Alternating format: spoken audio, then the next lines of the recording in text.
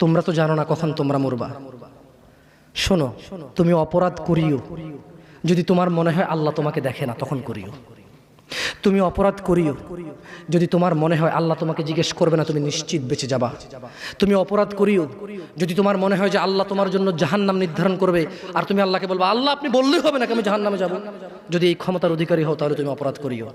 তোমাকে বলি, ইয়া মহিলা, মা, বোন, চাচা, চাচি, নামাজ ছাড়া মানুষ মুসলমান থাকে না। ওয়াল্লাহি আমি বলছি না কোথায় বাঁধবেন, তর্ক পরে। আমি বলছি আপনি নামাজটা স্টার্ট করেন। আমি বলছি না যে তারা ওই 20 রাকাত পড়বেন না 8 রাকাত পড়বেন। আমি বলছি যে আপনি পড়েন, 2 রাকাত হইলেও পড়েন। আমি বলছি যে আপনি ঈশার নামাজ 15 রাকাত দরকার নেই, আপনি শুধু 4 পড়েন। আমি কি বলছি সুন্নত বাদ দিতে? আমি বলছি যে তুমি পড়ছো না, শোনো, ভয় পেও না, ঈশার নামাজ 15 রাকাত তোমার উপরে ফরজ নয়।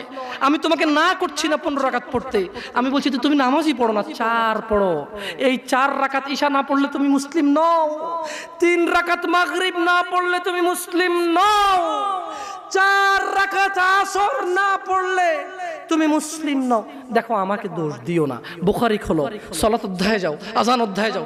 আল্লাহর নবী বলেছে তারা ওরা কাফির, ওরা মুশরিক, ওদের আর আমি মুহাম্মদুর রাসূলুল্লাহ সাল্লাল্লাহু আলাইহি ওয়াসাল্লামের উম্মতের মধ্যে পার্থক্য হচ্ছে নামাজ।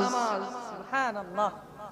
ও সাহাবা, ও উম্মত, তুমি চিনবা মুহাম্মদের উম্মতকে সাল্লাল্লাহু আলাইহি ওয়াসাল্লাম। ও আমার উম্মত, তুমি কি আমার উম্মতকে চিনতে চাও? শোনো, তারা যারা আমার উম্মত না, আর এরা যারা আমার উম্মত। ওটা আমার উম্মত যেটা নামাজ পড়ে না, আমার উম্মত। তুমি আল্লাহর নবীর উম্মত ছাড়া কিভাবে মুসলমান হবা? তোমাকে আমি বলি নামাজটা ছাড়িও না প্লিজ। তুমি যে যে অপরাধে লিপ্ত আছো ছেড়ে দাও, চেষ্টা করো, কিন্তু নামাজটাকে তুমি এখন থেকে করবা। তোমার ফজর মিস হওয়া চাই না। তুমি যদি সারা জীবন নামাজ না পড়ো আমার যায় আসে না। তুমি যদি সারা জীবন নামাজ পড়ো আমার কিছু লাভ আছে। তুমি নামাজ পড়লে নাকি আমি আমার লাভে কথা বলছি। শোনো, তুমি নামাজ না পড়লেও আমার লাভ আছে। কি? ইন্নামাল আমালু বিন্নিয়া। আমি নেকির উদ্দেশ্যে কথা বলছি, আমার নেকি হয়ে যাবে। কে ঠেকাবে? তুমি তো আর আল্লাহকে ঠেকাইতে পারবা না। তুমি নিজেকে না নামাজ থেকে বিরত রাখতে পারবা, আল্লাহ যদি নেকি দিয়ে ঠেকাইতে পারবা? তাহলে আমরা সবাই বলি আল্লাহর দিকে তাকিয়ে শেভ করিয়েন না। দেখেন এটা অনেক কিছু না, এমন না যে শেভ করলে আপনি একেবারে কাফের হয়ে গেছেন, মুশরিক হয়ে গেছেন, এমন না। কিন্তু আপনার লজ্জা থাকা উচিত।